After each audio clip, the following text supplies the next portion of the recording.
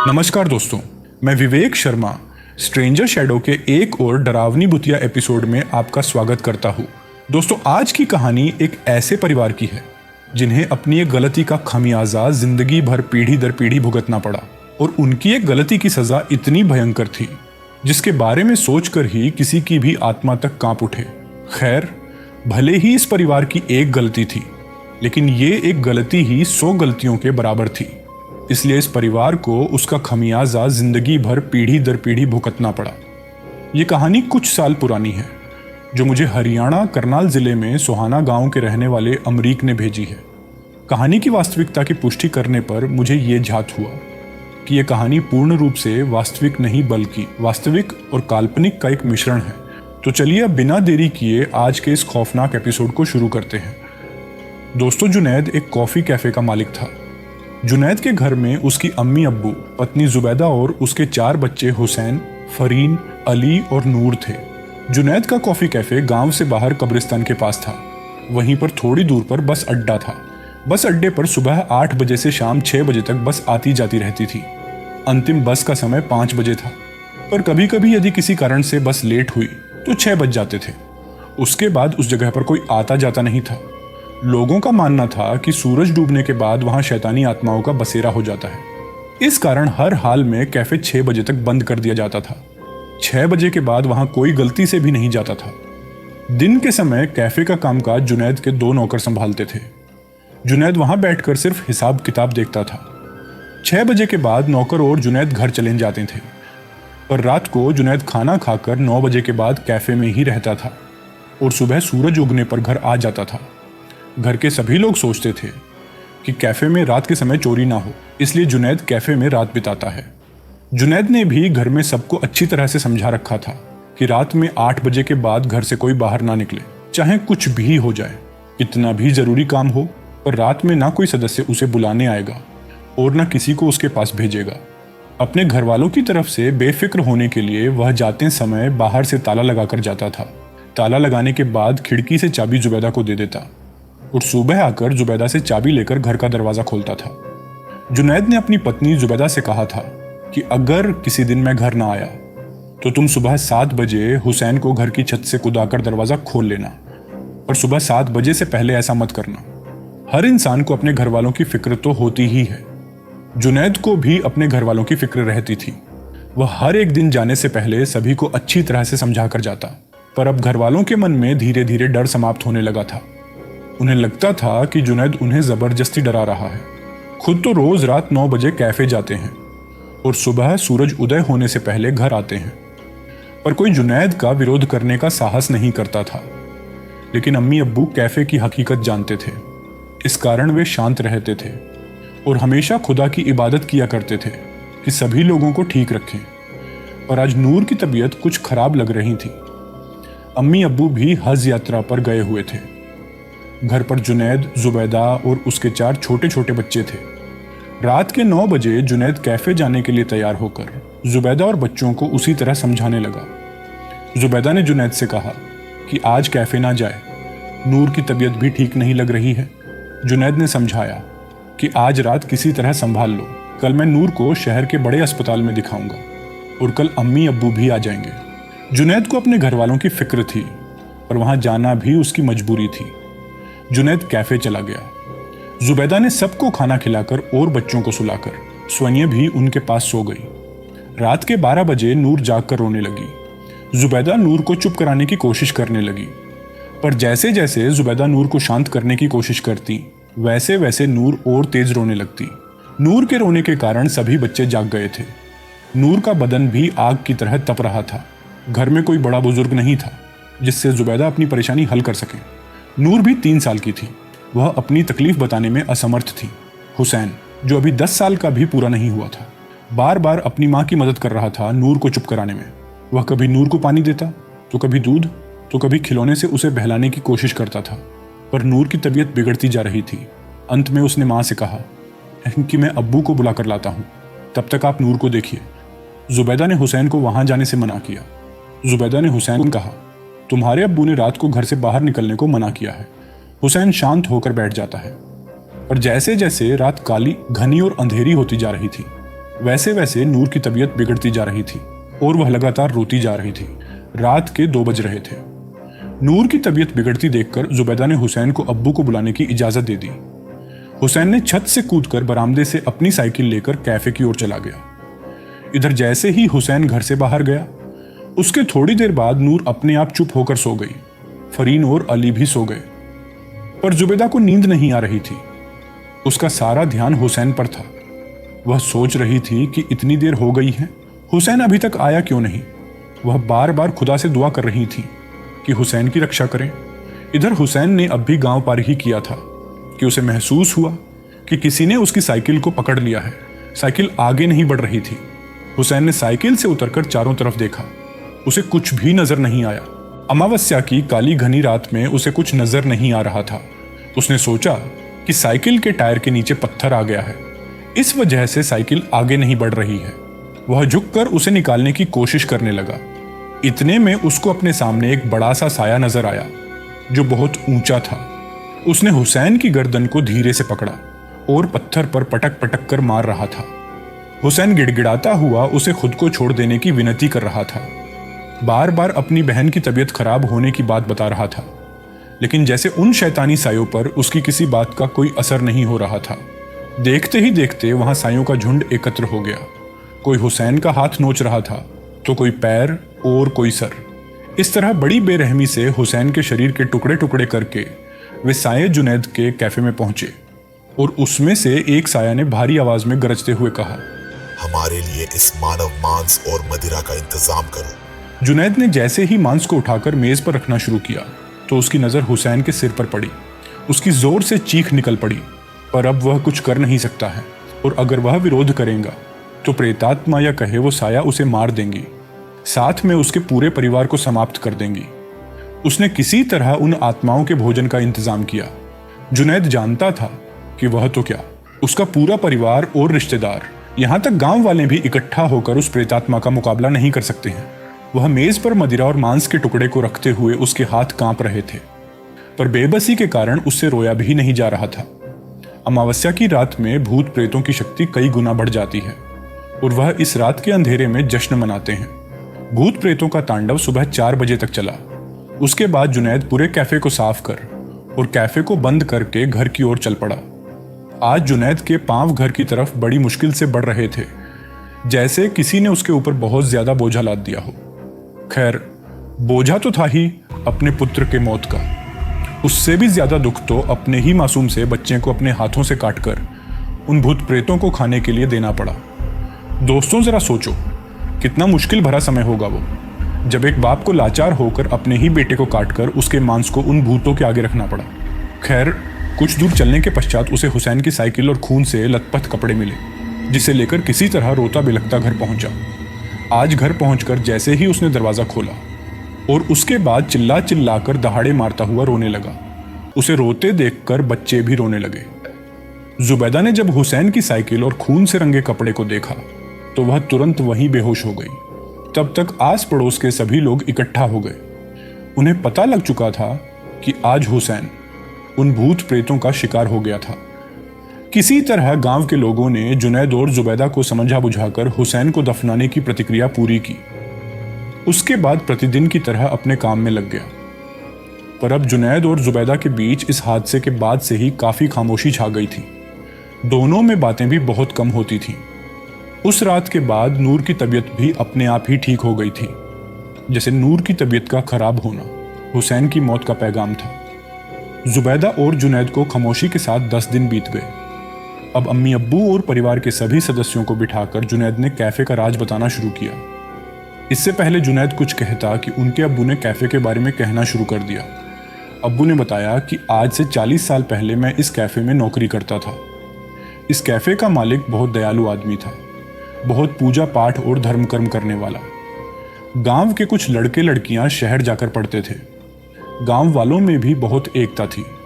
सभी लोग एक दूसरे का ख्याल रखते थे, पर खुदा को कुछ और ही मंजूर था। गांव के लोगों के बीच में फूट पड़ गई। लोग हिंदू मुसलमान के नाम से लड़ने लगे थे। एक रात मैं कैफे बंद करने की तैयारी कर रहा था कि तभी कुछ लोग आए और मेरी आंखों के सामने सेठ के परिवार को मार मार के खत्म कर दिया। सभी लोग उसी समय खत्म हो गए और सेठ में कुछ जान बाकी थी। मैं उन्हें हकीम के पास ले गया। हकीम ने दवा दी और कुछ देर बाद सेठ भी खत्म हो गए।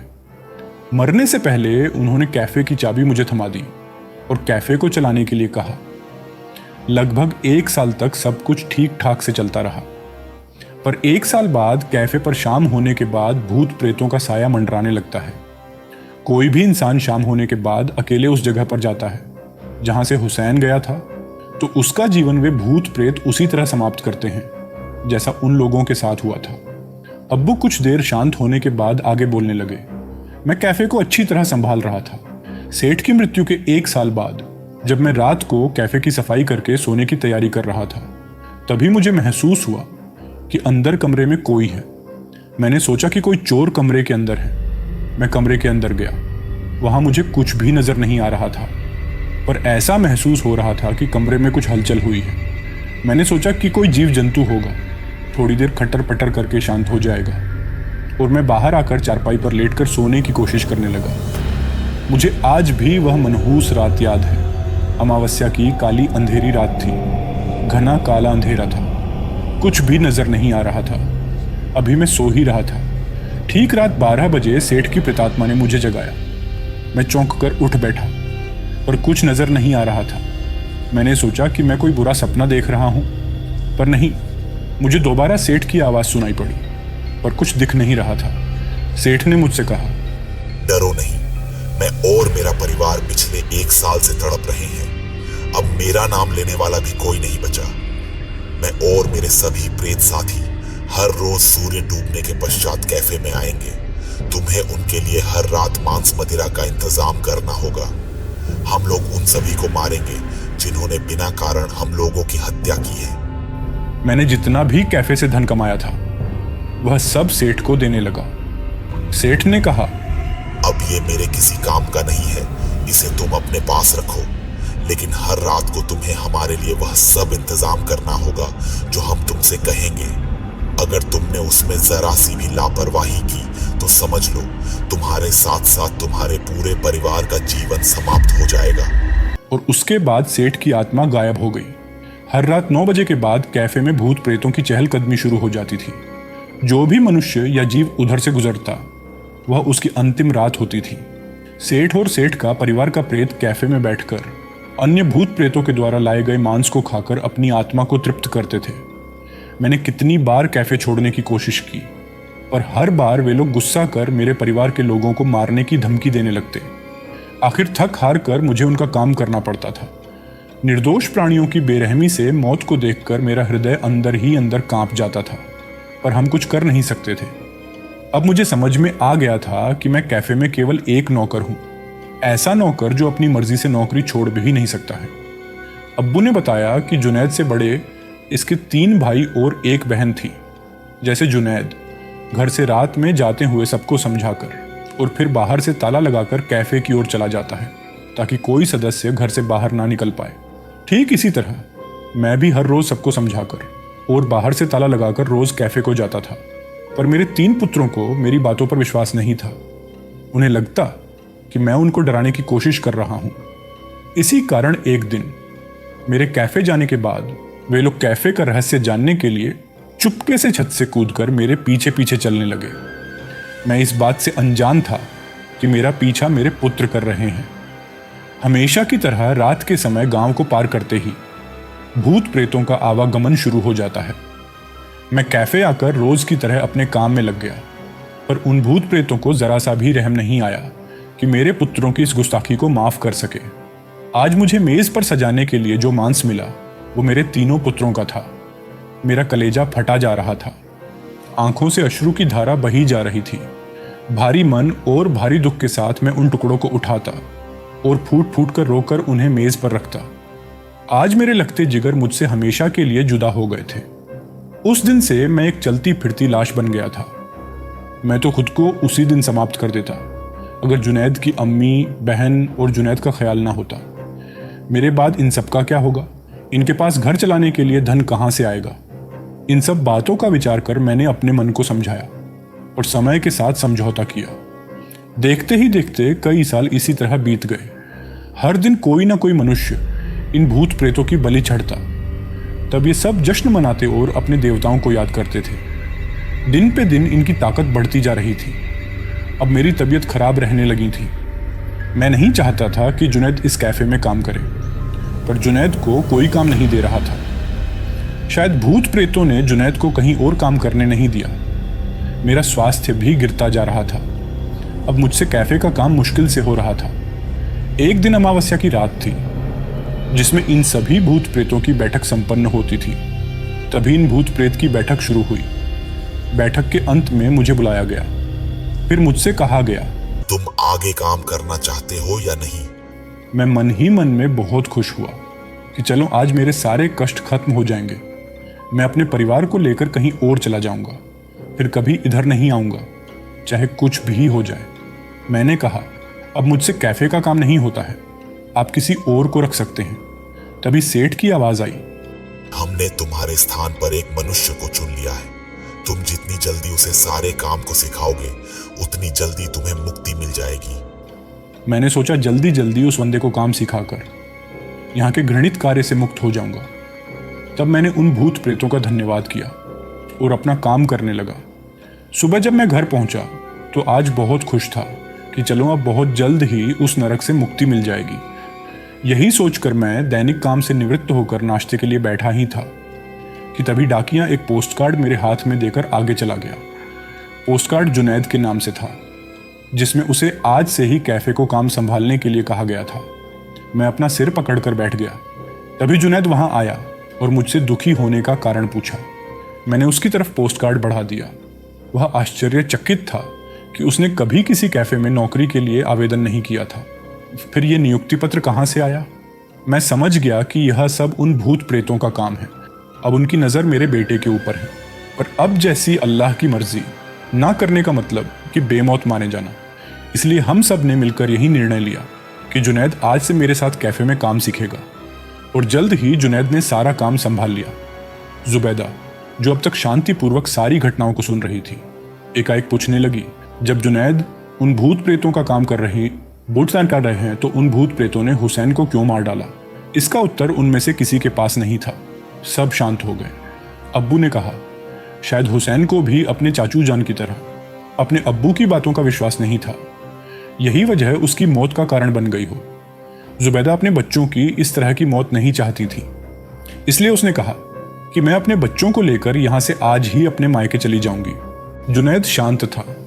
अब्बू ने कहा, तुम मायके जाना चाहती हो तो जाओ, पर उसके बाद तुम्हारे साथ साथ ये बच्चे भी बेमौत मारे जाएंगे। साथ ही साथ तुम्हारे मायके वालों पर भी आफत आ जाएगी। तुम्हारे कारण उन्हें भी दर्दनाक मौत का सामना करना पड़ सकता है। इस समय जोश से नहीं, होश के साथ बहुत धीरज के साथ काम करने का समय है। बाकी तुम सबकी मर्जी है, जो करना चाहो करो। जुबैदा बैठकर रोने लगती हैं और कहती हैं कि क्या मैं अपने बच्चों की इस तरह दर्दनाक मौत को देखती रहूं?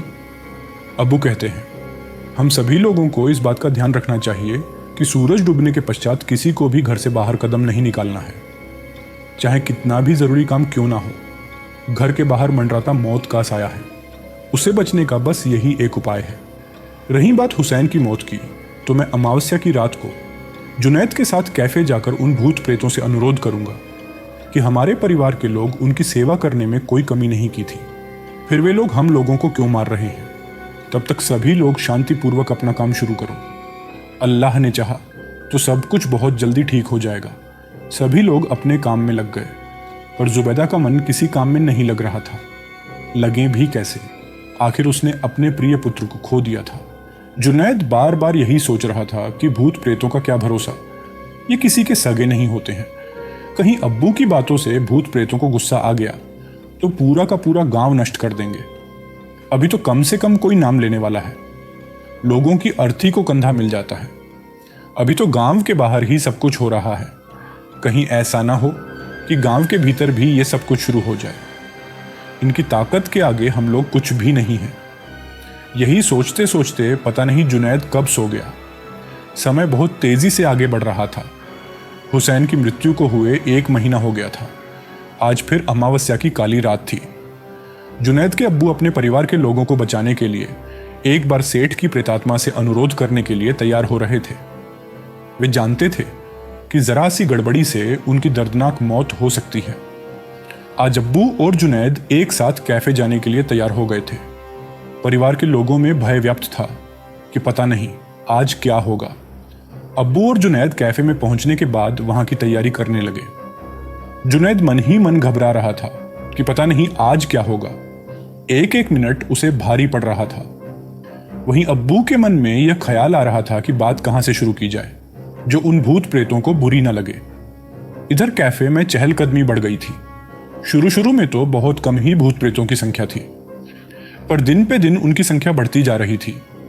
पहले तो सबके सब अंदर ही आ जाते थे, पर अब तो अंदर से अधिक बाहर प्रेतों का जमघट लगा हुआ था। सेठ के परिवार का प्रेत पहले की तरह अपने अपने कमरे के अंदर बैठकर आपस में बातचीत कर रहे थे और बाकी लोगों के भूत प्रेत इधर उधर घूम करके भोजन की तलाश तथा कैफे का इंतजाम देख रहे थे। जैसे जैसे समय बढ़ रहा था, प्रेतों की संख्या बढ़ती जा रही थी। इतने अधिक भूत प्रेतों को देखकर जुनैद और अब्बू घबरा गए थे कि आज पता नहीं क्या होने वाला है। रात बहुत काली और डरावनी होती जा रही थी। जब रात के ठीक 12 बजे सभी भूत प्रेत अपने वास्तविक रूप में नजर आने लगे। सभी के सभी भूत प्रेत कैफे के बाहर की ओर बैठक में बैठ गए। अब अब्बू और जुनैद को भूत प्रेतों में से कुछ अपने रिश्तेदारों और जान पहचान और गांव के लोगों के प्रेत नजर आ रहे थे जिन्हें वे पहचानते थे। कुछ बाहर से आए हुए भी भूत प्रेत थे। जुनैद सोच रहा था कि जब तक ये भूत प्रेत जिंदा थे तब तक तो यह एक दूसरे को देख नहीं सकते थे। अब देखो ये सब एक साथ कैसे बैठे हुए हैं। देखो पंडित और मौलाना के प्रेत कैसे मिलजुल कर बातें कर रहे हैं। जब तक जिंदा थे तो एक दूसरे को काटने मारने को दौड़ते थे। जुनैद सोच रहा था क्या मरने के बाद कोई धर्म नहीं रह जाता। शायद मनुष्य ने सारे धर्म और जात अपने फायदे के लिए बनाए हैं। अभी वह यह सोच ही रहा था कि तभी सेठ और उनके परिवार के प्रेत बाहर आते हैं। उनको देखकर सभी भूत प्रेत एक साथ खड़े होकर उनका अभिवादन करते हैं। जुनैद के अब्बू सोच रहे थे कि जिस मौलाना और उसके साथियों ने सेठ के परिवार को डंडों से मार मार कर खत्म कर दिया था, आज वही उनका अभिवादन कर रहा है। पर आज सबके सब इधर कैसे? तभी सेठ के प्रेत ने उन भूत प्रेतों को बैठने का इशारा किया। सब के सब अपने स्थान पर बैठ गए।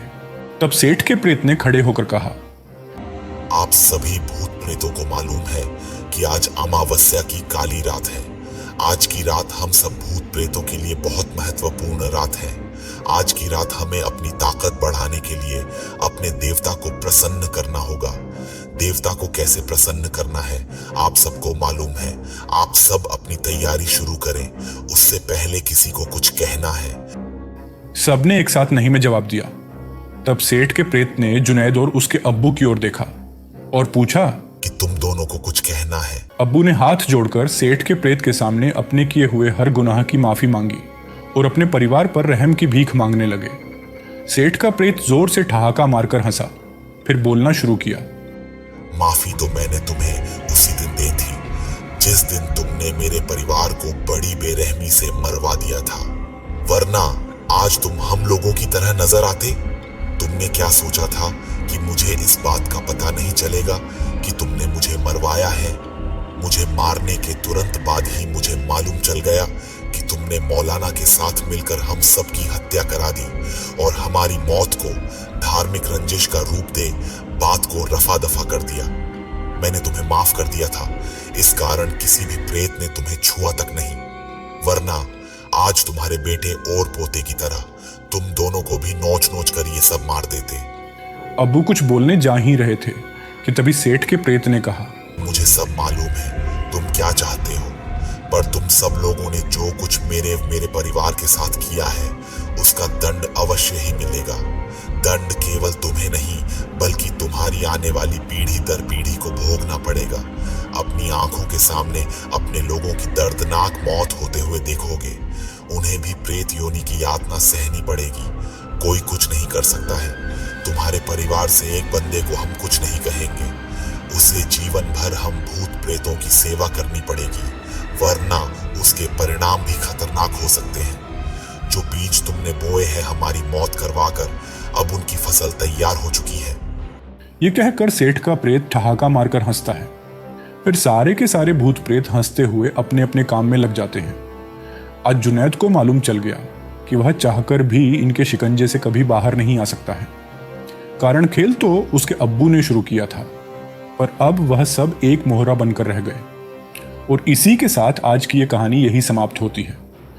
दोस्तों, जैसा पहले बताया कि भले ही ये कहानी काल्पनिक और वास्तविक का मिश्रण है, लेकिन इसमें कहीं ना कहीं वास्तविकता की झलक भी मौजूद है। और हम सब ने भी ऐसी कई कहानियों में ऐसे कई किस्से भी सुने हैं। दोस्तों, यही आपके पास भी ऐसी कोई कहानी है जो आपके साथ या आपके किसी सगे संबंधी के साथ घटित हुई है, तो आप हमें स्क्रीन पर दिख रही मेल आईडी पर भेज सकते हैं। धन्यवाद।